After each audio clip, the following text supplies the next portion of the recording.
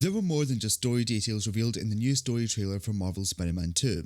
For instance, in the end of the trailer we get shown our first look at Venom in action, and we were actually shown the specific frame a day prior to the trailer's release along with more Venom news. But both of these shots are very different. In this in-game screenshot, we can see that there is more rain, more fire, the lights are more prominent, and the whole scene is more zoomed out than it should be. Now I think this is because this picture was taken in photo mode, and going off of that information, there are a ton of new features to be revealed from just comparing these two images alone. Because if this is a cutscene in the game, then that means that we have the option to control the amount of weather in the photo mode itself rather than changing the setting in the free play like in Spider-Man Miles Morales. We can control the amount of bloom in already existing lighting like in all these headlights and the fire in the background, as well as a huge game changer that we can now apparently change the angle of what we're looking at in the cutscene itself. Because there is no way that this isn't a cutscene, yet we see more detail of the surroundings in this photo compared to what we see in the actual cutscene from the trailer. And for those who don't believe that this is a screenshot from photo mode, well, if you look at the lighting on Venom, we can see it has been changed to this bluish white colour, indicating that this was in fact on photo mode, as the virtual photographer has placed in more lighting to make the colours stand out, confirming all of these game-changing upgrades coming to it. Okay, now that we've seen both the designs for MJ and Venom, who do you think's hotter? Because personally, I think Venom is. But that isn't the only thing that's new, because if you stick around till the end, I will be showing you over 40 hidden details confirming more about not just the story, but also the gameplay mechanics, map details, characters, and so much more. So taking it from the beginning of the trailer, the first thing that was revealed to us was Harry Osborn. This is Berk, son.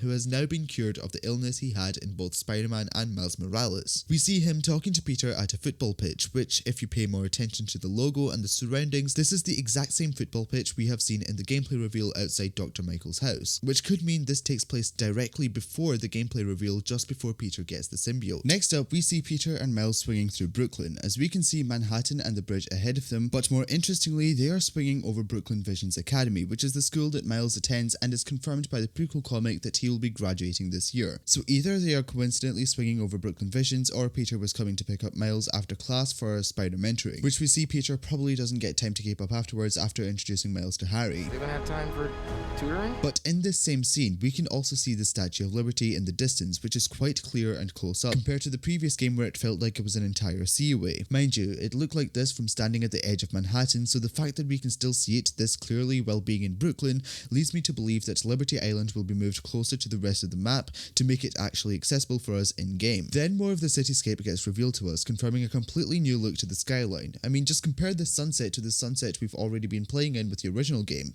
Everything from the lighting, the clouds, and the colours of the sky is such a huge improvement, and it looks very realistic.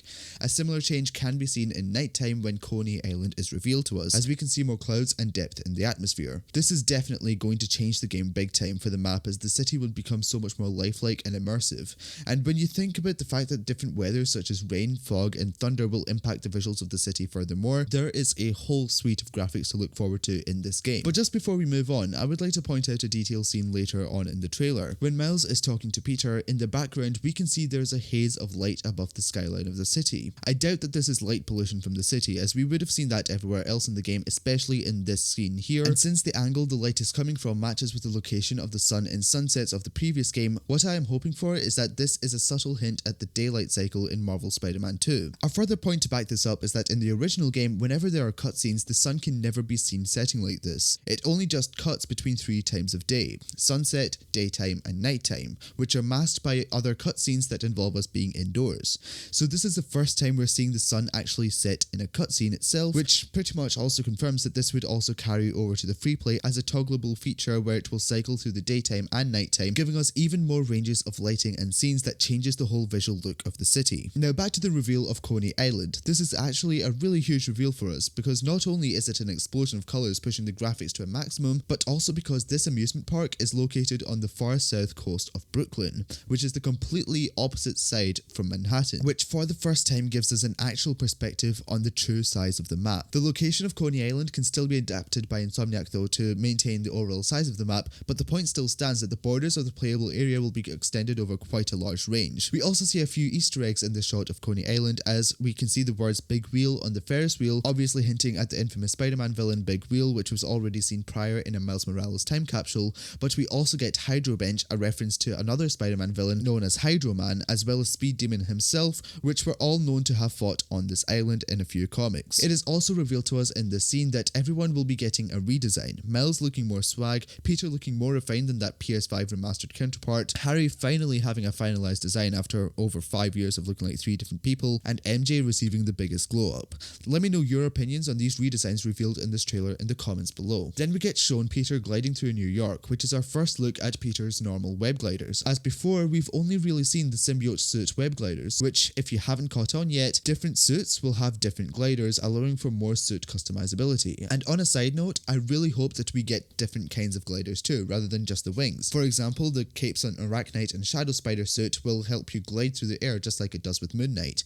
That will be such a cool feature. They fly now! But that isn't the only thing revealed in this scene, as in the distance we can see new buildings past Manhattan, which, along with the previous shot of the helicopter approaching New York, confirms that the gap between the river has been significantly reduced compared to the first game, and the cityscape now extends past the river not just on the map but in the gameplay itself. We also see that there is a building with the word spoiler on it. Now we don't know if this is because Insomniac is trying to hide something or if it is just the building with his word spoiler on it. Now we get shown Peter doing some catering, which in the prequel comics it was revealed that Peter has taken a new career in teaching, so when you look at the bowl itself that he is carrying, you can see this emblem which vaguely resembles a similar pattern seen on Kraven's helicopters. So one of two things can be happening here. Either Spider-Man is undercover as Peter in Kraven's hideout trying to gain more information, or this is his new job that Miles was talking about at the start of the trailer, and the place he works at turns out to be Kraven's hideout, which means this will be the first time they encounter him. In the next scene, we get shown the origin of the symbiote in a crater, which confirms that Venom is of alien origin and not created in a lab.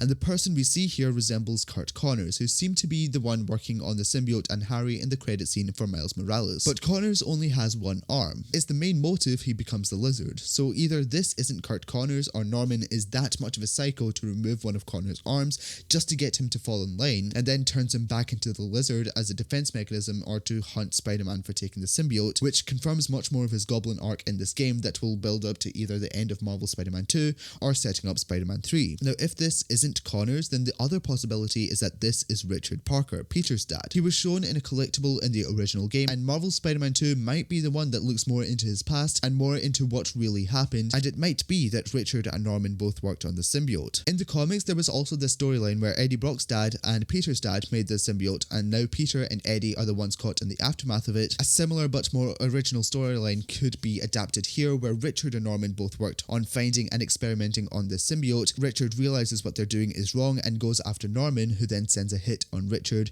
then gets both Peter's parents killed, and now Peter and Harry are stuck fighting over the symbiote after the mistakes of their fathers. It's a possibility, and thanks to Octorius for the idea that it could be Richard Parker we see here. Another reason this could be the case is because the first game revolves more around a political motive, with both Martin Lee and Doc Ock after Norman becoming mayor, but this game seems to be more personal because of the reuniting with friends, Peter mentoring Miles, and the Venom symbiote obviously going to be corrupting this friendship, and so on. So it may be the perfect chance in this more personal storyline to explore Peter's past as well. Now speaking of Martin Lee, we see him in what appears to be either the Raft or Rikers. I originally thought that this was the Raft, but then I remembered that prisoners in there were these detainers as well, since it's a Supermax facility, so it must be Rikers Island. Or they are being moved to another facility, because later on we do also see that these vulture drones are stealing some cargo, but what's more interesting is that you can see the rain indicating that Miles is swinging directly up. However, this means that this staircase is on its side, which must mean that they are on a sinking boat, which must be the same boat we see later crash into the prison itself here behind Miles.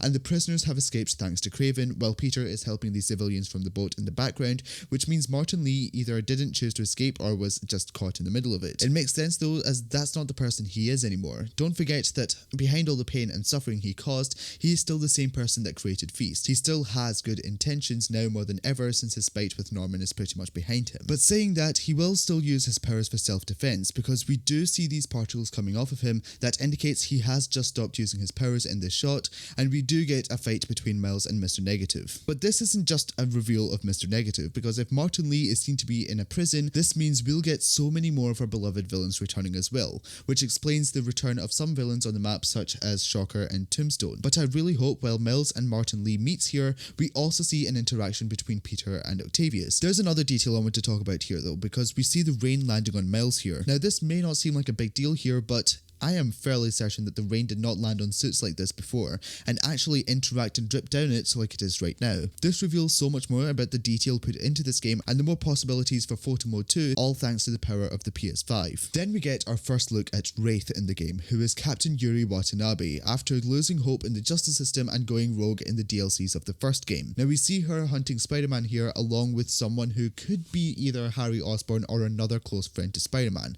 but the point is that Wraith will go really rogue in this game. Now in the next scene we get shown MJ hiding from Peter. Now if we take a closer look at the suit itself, we can see that the lines on the logo is way more jagged down the sides compared to what it used to be, resembling more of a logo that is more Venom-like. This confirms that the suit will adapt throughout the game as it stays bonded to Peter and will slowly visually corrupt him too, as well as his mind. This specific composition is actually a recreation of the cover for Spider Shadow's comic, where MJ is hiding behind a wall from Peter, who is being corrupted by the symbiote in this story as well. But there is more in this part that reveals more about the story itself that I will talk about later on in this video, so make sure you stick around for that. Next we see Miles breaking into Kraven's hideout, where we get introduced to the new suite of enemy types that we will be getting in this game.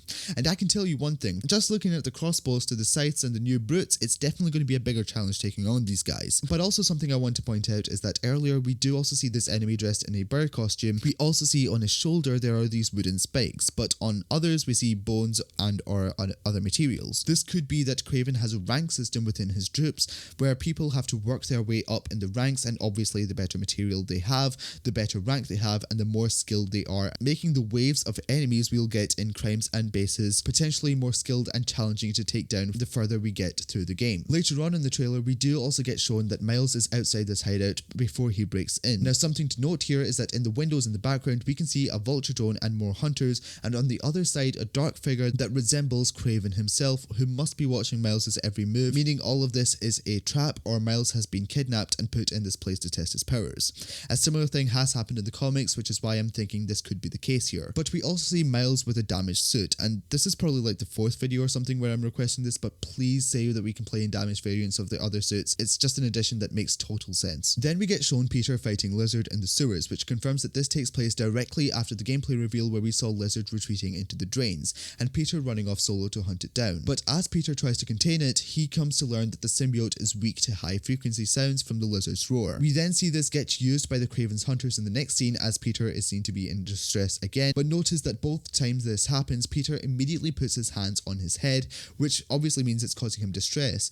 But this could also mean that just like in other instances such as Raimi's Spider-Man 3 and Spectacular Spider-Man, both times when the sound hurt them, the true form of Venom started showing through the suit, which could be something similar that is happening here. But when it comes to this part, the symbiote launches into this defense mechanism, blasting everything around it. But it doesn't just stop there for this scene, because this part actually reveals so much more about the story. So first we see Harry Osborn in the similar location, then actually behind Peter before he bursts, which does mean that Harry does get desperate for something, which could probably be his illness returning, and turns to work with Kraven and his hunters to get the symbiote off of Spider-Man. Then this screenshot, released by Insomniac, shows the exact same location but with fire and destruction, which means that this moment here causes Peter to go on an absolute rampage, where we will get this whole combat segment having to destroy absolutely everything and everyone.